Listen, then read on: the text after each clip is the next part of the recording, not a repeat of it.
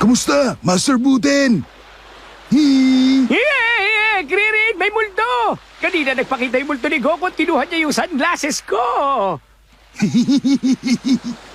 Sandali. Sunglasses ko yan Bakit suot mo? Gusto ko ipagpatuloy ang pagsasanay ko.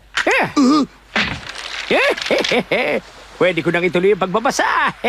Kasi po, naisip ko lang na ituloy ang pagsasanay ko dahil... Master Buten, pakinggan niyo naman po ako.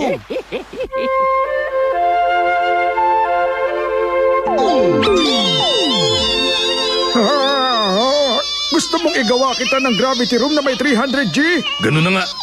Napag-alaman ko na nagsanay si Kakarot sa gravity room na umabot ng hanggang 100G ang gravity. Kaya triple nun ang gagawin kong pagsasanay. Pero masyadong matindi yon, Vegeta. Kung 60 kilos ang timbang mo, magiging 18 tons yan sa 300G.